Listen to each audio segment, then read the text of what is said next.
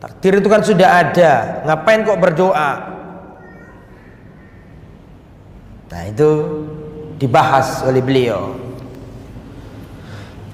Wa hahuna su'alun masyhur, di sini ada pertanyaan yang masyhur. Annal mad'uwa bi in kana qad qaddara lam yakun buttun min wuqu'ihi. Sesuatu yang kita gunakan untuk berdoa itu kalau sudah Allah takdirkan, maka percuma kita berdoa. Sebagian orang menganggap seperti itu. Nah ini benar apa salah nanti kita jelaskan. Ngapain kita berdoa wong sono takdire kok? Mau hijau, mau merah, mau mati, mau hidup, sudah ada takdirnya. Untuk apa kita berdoa? Sebagian orang kan punya pikiran kayak gitu. Da'abil abdu awlam yatu, hamba itu mau berdoa atau tidak mau berdoa, kalau sudah ditakdirkan ya pasti terjadi. Kalau nggak ditakdirkan ya nggak terjadi. Maka untuk apa hamba ini berdoa atau tidak berdoa kalau begitu? Nah ini ada yang seperti itu. Fadhanna ta'ifatun sihhata hadzal su'al. Sebagian orang menganggap benar omongan ini. Sebagian orang ada yang menganggap benar omongan ini. Wa taqra doa, akhirnya dia ninggalkan doa. Ngapain doa? Semuanya sudah tergariskan. Ini mau nikah dapat fulanah atau dapat Fatimah, sudah ada catatan amalnya, sudah ada takdirnya. Dan ngapain kita doa? Nah, ada orang yang punya pikiran seperti itu. Fataroka ad-doa, maka dia meninggalkan doa. Dan dia mengatakan doa ini nggak bermanfaat karena sudah ada takdirnya Allah. Wa haula'i ma'afarti jahlihim wa dhalalihim mutanakidun. Dan pendapat ini pendapat yang kontradiktif. Fa inna turda madhabihim yujibu ta'tila jamil asbab. Kalau ini mau diterapkan, maka akan konsekuensinya adalah menerapkan semua sebab-sebab. Ini gak usah makan, nanti kalau Allah takdirkan kenyang ya kenyang, kan gitu nanti ujung-ujungnya. Ya makanya di sini kata pengarang kitab ini, fayuqalu li ahadihim, maka dikatakan kepada mereka, in kana sab' warriyu qad quddira laka fala budda min wuqima. Kalau lapar dan kalau kenyang, makanan dan minuman itu dua-duanya sudah ditakdirkan, maka pasti terjadi toh. Nah, untuk apa kamu makan atau tidak makan? Walam yuqaddara lam yaqa akal ta'aw lam takul. Ya jadi ini dibantah dengan perkataan semisalnya. Kalau panjenengan meyakini bahwa doa itu nggak bermanfaat karena sudah ada apa tadi? Takdir. Ya sama aja, kenapa panjenengan makan? Gitu loh maksudnya Imam Ibnu Qayyim ini. Kenapa panjenengan minum? Toh sudah ada takdir orang itu kenyang atau laparnya. Nah gitu. Jadi Imam Ibnu Qayyim ingin membantah argumen orang yang mengatakan bahwa doa itu nggak punya pengaruh. Wa in kana al-walad qad qaddara laka fala budda minhu. Jika anak itu sudah ditakdirkan menjadi milikmu, maka pasti terjadi. Kamu itu punya istri apa nggak punya istri? Punya budak apa nggak punya budak? Kalau kau ditakdirkan punya anak, pasti punya anak. Itu logika Anda, gitu kata Imam Ibnu Qayyim seperti itu. Ya. Fala hajata ila tazawwud, maka enggak butuh dong orang menikah, enggak butuh dong orang punya budak kalau memang Anda meyakini bahwa punya anak itu takdir. Kan enggak begitu cara berpikir kita, gitu loh maksudnya. Jadi Imam Ibnu Qayyim ingin menerapkan bahwa Imam Ibnu Qayyim ingin menjelaskan bahwa doa itu punya manfaat. Jangan dikira enggak punya manfaat. Fahal yaqulu hadza akilun au adamiyun? Apakah orang berakal mungkin berbicara seperti mereka ini? Kan nggak mungkin. Ya, Allah menyuruh kita berdoa terus kemudian doa gak ada fungsinya, kan nggak mungkin nih. Ya, bahkan hewan pun itu loh Allah beri fitrah, kalau dia lapar dia harus apa? Makan. Itu nanti ujung-ujungnya adalah madhab Jabriyah. Dalam masalah takdir itu ada 3 madhab jamaah. Dalam masalah takdir ada berapa madhab? Ada 3 madhab. Yang pertama Jabriyah. Jabriyah ini mengatakan bahwa manusia itu majbur, manusia itu terpaksa. Ya, kalau Allah takdirkan mencuri ya mencuri. Itu menurut Jabriyah nih. Karena menurut kaum Jabriyah manusia itu seperti kapas, kena angin terserah, angin kanan ya kanan, angin kiri ya kiri. Nek jare wong istilah wong kene nungso koyo wayang, gak punya daya dan upaya. Ini Jabriyah, gak boleh pikiran kayak gini nih. Kalau kita berzina ya gak salah kita, kan Allah yang mentakdirkan kita zina. Kalau kita mencuri ya gak salah, kan Allah yang mentakdirkan kita mencuri. Ini bahaya pikiran seperti ini. Jabriyah, mereka punya dalil. Wa ma ramaita id ramaita walakinnallaha rama. Ketika ingatlah engkau wahai Muhammad ketika engkau melempar, bukan kamu yang melempar tapi aku yang melempar. Itu dalilnya Jabriyah, bahwa kita ini nggak punya daya dan upaya, nggak punya pilihan. Kalau ditakdir kafir ya kafir. Ya sudah wis mari. Kalau kita ditakdirkan mencuri ya mencuri. Jadi nggak salah kita karena memang sudah takdir. Itu namanya pikiran apa tadi? Jabriyah. Bawa motor lupa bawa SIM, disemprit Pak polisi, beri stop. Mana SIM-nya Mas? Oh iya Pak, sudah ditakdirkan Allah lupa bawa SIM Pak. Ya iya Mas, sampean kena tilang. Oh, sampean gak pernah ngaji dah Pak? Ada ayatnya Pak, Allah itu menciptakan kamu dan menciptakan amal perbuatan. Gak salah saya Pak, sudah sebelum Allah ciptakan langit dan bumi 50.000 tahun sudah dicatat kalau saya lupa bawa SIM. Gak bisa disalahkan Pak. Pak polisinya ngaji bisa jawab.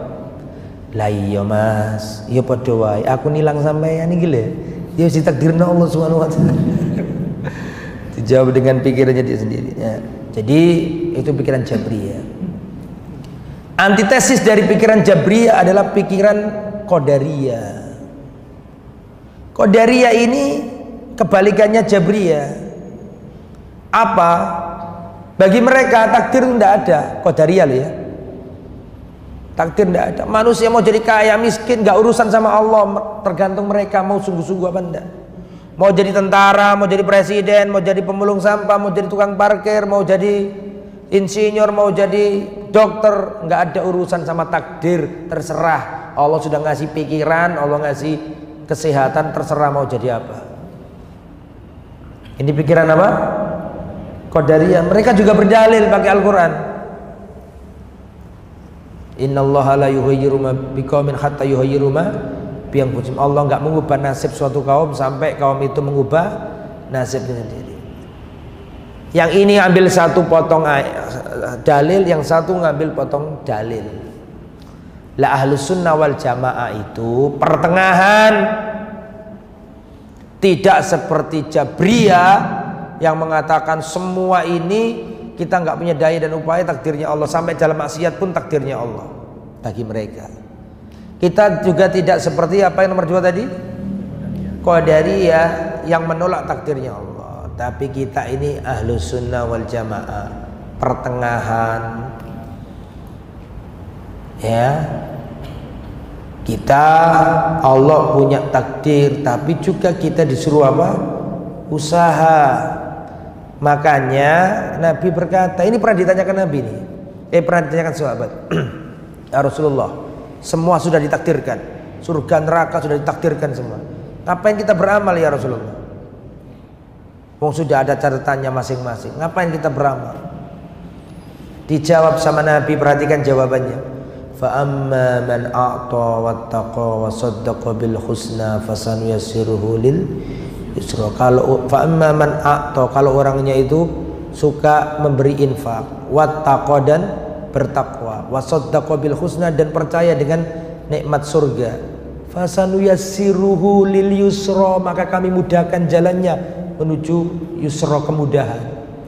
Wa amma man bakhila wastaghna, adapun orang yang bakhil, merasa cukup dan mendustakan, apa kata Allah? Fasanuyassiruhu lil usra, Allah sulitkan dia. Saya mau tanya, Berarti ada sebab akibat nggak di situ? Tolong dijawab. Falamma zaghu azaghallahu qulubahum. Ketika mereka mulai menyimpang, maka Allah simpangkan mereka. Berarti kan ada apa? Sebab akibat. Jadi tetap harus berusaha, tetap harus berdoa gitu loh maksudnya. Sebagaimana kalau engkau ingin kenyang ya makanlah, maka kalau engkau ingin kamu mendapatkan sesuatu maka berdoalah. Karena doa itu bagian dari apa? Sebab yang syar'i. Sebab itu ada dua dalam Islam. Yang pertama sebab syar'i. Yang kedua sebab qadari atau sebab kauni. Sebab itu ada berapa? Ada dua. Ada sebab syar'i, ada sebab kauni. Sebab syar'i itu apa Ustaz? Sebab syar'i adalah sebab yang keberadaannya itu ditunjukkan dalil. Saya misalnya sakit, maka saya ingin sembuh, maka saya mencari sebab-sebab kesembuhan, betul? Atau saya mohon maaf misalnya saya diare mencret, saya ingin sembuh, maka saya mencari sebab kesembuhan. Sebab yang pertama adalah sebab syar'i, sebab yang ditunjukkan oleh dalil. Saya minum zam-zam, saya lagi mencret nih, saya minum zam-zam, ya Allah berikan kesembuhan. Boleh nggak ini? Boleh. Kenapa kok boleh? Karena ini sebab syar'i. Kata Nabi, ma'u zam-zam lima syuribalahu. Zam-zam itu sesuai dengan niat meminumnya. Maka boleh, itu sebab syar'i. Kenapa kok syar'i? Karena keberadaannya ditunjukkan dalil. Atau berdoa, sebab syar'i, berdoa. Ketika minum zam-zam atau enggak, Allahumma inni as'aluka syifaan. Mana syifa? Apa artinya syifa? Kesembuhan. Allahumma inni as'aluka syifa. Ya Allah, aku mohon kepadamu kesembuhan. Ini boleh. Kenapa kok boleh? Karena ini sebab syar'i, sebab yang ditunjukkan dalil. Sebab yang nomor dua adalah sebab yang apa tadi? Kauni. Apa sebab kauni itu? Sebab kauni adalah sebab yang keberadaannya itu nggak ditunjukkan dalil, nggak ada dalilnya. Tapi sesuai dengan ilmu pengetahuan ilmiah. Itu sebab kauni, nggak ada dalilnya, tapi terbukti secara ilmiah. Contoh, aku misalnya kena penyakit diare, naudzubillah, semoga kita sehat semua. Ada orang kena penyakit diare, dia ingin sembuh, nggak dia ambil godong jambu kluthuk terus dimakan, karena dia meyakini ini bisa membantu menyembuhkan. Boleh apa enggak? Ada dalilnya enggak? Ada nggak dalil tentang godong jambu? Nggak ada. Tapi apakah nggak boleh? Boleh kalau terbukti secara ilmiah. Lah pertanyaan sekarang, godong jambu itu bener nggak bisa menghilangkan atau membantu menyembuhkan dari penyakit diare? Itu bukan sampeyan yang jawab, bukan ustadz yang jawab, tapi siapa yang jawab? Dokter dan orang yang paham di bidangnya, melakukan eksperimen, diteliti. Kalau terbukti ilmiah bahwa godong jambu atau jambu kluthuk membantu orang yang penyakit diare, boleh nggak kita lakukan? Boleh. Ini namanya sebab apa tadi? Kalau sebab itu bukan syar'i, artinya nggak ada dalilnya. Kalau bukan kauni, artinya nggak ilmiah. Maka yang ketiga adalah klinik.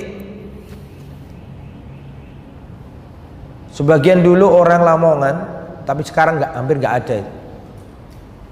Kalau punya anak kecil kok belum bisa jalan, maka disuruh cari ikan kutuk. Ikan kutuknya disuruh nyabetkan ke kakinya bocah cilik supaya dia bisa jalan. Ustadz, ini sebab kayak gini boleh apa enggak? Gampang. Siji, ono dalilin enggak? Ono toh? Yang kedua, ilmiah ndak? Enggak ilmiah, kecuali kalau misalnya beda lagi kalau misalnya nih ikan gabus ini dimasak punya kandungan ini bisa menyebutkan penyakit apa, tipus apa, kan ada juga khasiatnya kalau nggak salah. Tapi kan dalam hal yang memang itu ilmiah, monggo. Tapi kalau nggak bisa jalan disebutkan iwak kutuk ya gak nyambung.